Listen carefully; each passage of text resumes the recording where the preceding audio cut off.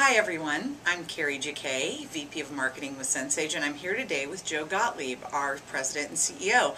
We're going to be talking about a really important topic for security practitioners. When I think about this topic in marketing, we talk about lead conversions, we talk about, how many people do we need to bring to the seminar? If we want 50 in the room, we'll need to send to 10,000.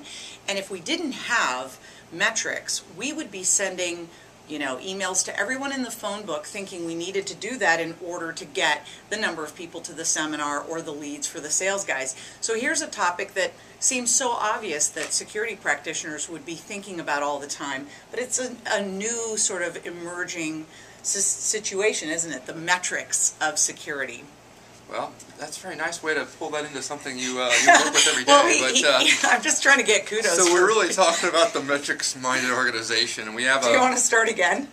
No. Okay, just checking. Now we got it. No, we don't. Okay, well, so we have this great flyer. Mine has some notes on it, but I'm sure you can find this somewhere on our website. On the website, yeah. But it really lays out 10 tips for the metrics-minded organization. But I think perhaps because we had 13, we have 3 tips that precede the 10 tips, and they're kind of like prerequisites. Almost like don't even think about the 10 if you don't have You can't do the first 3, don't bother with the 10. What are the first 3? Well, and this is the 5 minutes with Joe that's really 15 minutes about marketing. And yeah, it's going to be a hard one to fit in, as if we ever do.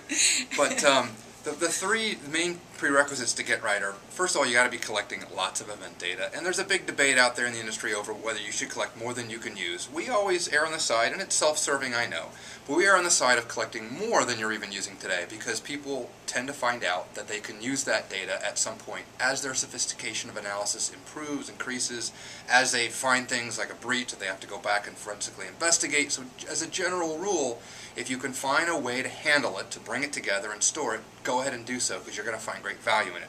So that's one tenet. Another one is think about how metrics-minded your organization is. And this really comes down to DNA. It comes down to the psychology of the organization. Yeah. Some organizations are good at this, some are terrible. You should know where you are, because that's going to dictate how you can think about becoming more metrics-minded in your security operation. And not fear it. Not fear it, right? I mean, that's the main thing. If your company is going to reject the organ from the very start, you should know that going in. It might change the way that you go about having to sell it, having to create a business case, stakeholder or involvement. generally embrace. Yeah. That's right. And then lastly, don't reinvent the wheel. And this is a little bit of a play on words. Andrew Jacquith talks about the hamster wheel of pain. We have our own little hamster wheel right here. It's hard to see. But it's basically this life cycle of planning, implementing, measuring, and then we talk a lot about discussing the results of the measurements. Really, really important to get the stakeholders to the table and have discussions and do some interpretations of the results. It's not only good for what you'll then do next, which is make adjustments and then repeat in the planning stage, but it's also good in breeding that collaboration, that stakeholder relationship, so that the stakeholders realize security is not just saying no, they're saying how, and you're coming together and figuring out how can we be better at protecting these assets and safeguarding our operations. And when you have that discussion forum, there's so much greater cross-appreciation that allows you to collaborate with your customers as security practitioners. So those are the 3 basic tenets that you should make sure you nail before you even start contemplating the 10 tips of being a metrics-minded organization. Yeah, and I think just writing on that, one of the tips does talk about the fact that if you bring folks in from other parts of the organization, you're also going to find data that you didn't think you had or you didn't know you needed in order to tell a better integration story of what's happening across the landscape. So I think that's so key. Not to discount, you're going to bring in use cases and customer feedback, right? By embedding these people in the process.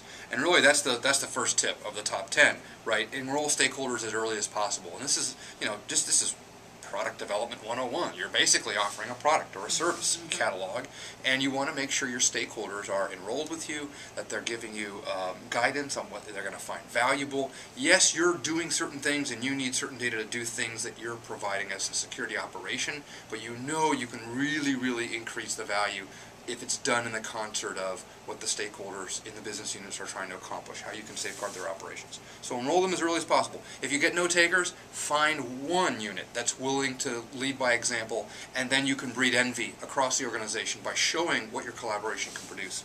Number 2, define your event system of record. You need to agree on one place to pull all the events. It's hard to manage events, but just like any other data management exercise, if you agree on a standard process and one place, one system of record, it's a lot easier to then avoid issues like trust in the data, integrity of the data, the efficiency of maintaining a data set that you can trust, etc. So that means bringing it together. That doesn't mean that you couldn't have real time happening in some other system. Keep feeds that are going to the processes that you need to keep alive going, but keep the big feed going into that system of record, right? And it doesn't mean you can't handle federated data sets, but we all know federated data sets are more sophisticated and more complicated to manage. If you're up to that, great. But if you have a grip on that, that's awesome. And you're going to have tiers of interest and usefulness and applicability of your data sets. But take those challenges on knowingly that they require another level of management to handle data integrity, the ongoing data management lifecycle, etc. Standards, and I think that's why we're doing so much with the CEE standards, right? Because it's so critical. If it's all going to be sitting in a certain place, let it all feel the same, even when the vendors aren't the ones bringing all the standards together. Very important point. So if you want to get leverage on user training, if you want to get leverage on sharing analytics, you really want to standardize the way that you present these reports, the way that you invite certain advanced users to help you write new queries, new filters for the events, and the way that you yourself are mobilizing those capabilities in the context of an overall system that satisfies multiple user groups. Number 3, make user and asset directories a critical foundation for security intelligence. Kind of a no-brainer, but the extra point I would make here is know that that's hard to do. It elevates the value in the context of all your security work, knowing that, oh, wow, not just this IP address, but this user ID is what's active in this particular situation, or let me look at that whole group, or that whole subnet and which groups are operating on it. That really helps you do a better job with security. But my point on this would be, allow yourself the reality of you're going to have imperfect alignment with these systems. Just know that you're going to constantly feed that effort to maintain a maximum alignment that you can accomplish, because that's going to be an ongoing effort. The users are going to be churning, the devices are going to be churning. You'll never be perfect, just like in patch management. But if you're watching it carefully and you know where you're in alignment, where you're not, you're then able to have a higher degree of confidence in the measurements that are aligned well, and know that you've got maybe some higher exposure areas where you're not quite aligned well, and you can apply some different efforts to minimize those areas of exposure. So just making sure that's a realistic and holistic part of your overall operation is really important. I have a thought. We should maybe pause it and do a station break? No, I'm thinking we should do 3 chapters of this one, because if you think about it, we want to stay true to the top, the 5 minutes with Joe. If you're bored right now, then you don't have to watch the rest. But if you like what you just heard and you want to hear the other 7, then join us for part 2 of the top tips for... Can we sell a sponsorship right now? Yes. All right. This message brought to you by Business Objects. Ooh. All right. Number 4, use your IT service catalog to guide your metrics. This is a tip I picked up from Jeff Wheatman from Gartner. He's got a really strong point about creating security metrics that matter. At the recent security summit that they held, where I listened to a lot of presentations, but Jeff's in particular struck me as reminding us that as a services organization, the security department, InfoSec, needs to be thinking about what services does it provide to its stakeholder groups, and it should really boil its operations, its efforts into those services that it is offering. Expectations, yeah. And then it should be showing metrics that show how those services are working, how they're performing, how you yourself as a stakeholder group are being protected, and how well you're being protected by those services offerings, but also how effective in general and how efficient the offerings are working. So that's a great place to start. Relate your metrics and measurements to the services catalog that you're offering your organization. And in a few days, we're going to be posting some research that shows that the security practitioners we surveyed are not feeling confident about their value to the organization and their stakeholders' perception of their effectiveness, which means that they're either doing a great job in keeping their businesses protected but not articulating it in a way that the business understands, going back to your service catalog, or they really are just in a reactive mode and not able to deliver. You're trying to make this longer, aren't you? No. That's a whole other topic. Well, he talks for 2 hours, and I'm making it longer with 5 seconds worth of just trying to bring in the other the Fair other enough. marketing pieces. We've seen this year over year, low perceived effectiveness of security operations, and there's definite correlations with process coordination, process measurement, process improvement. We'll get back to that on another topic.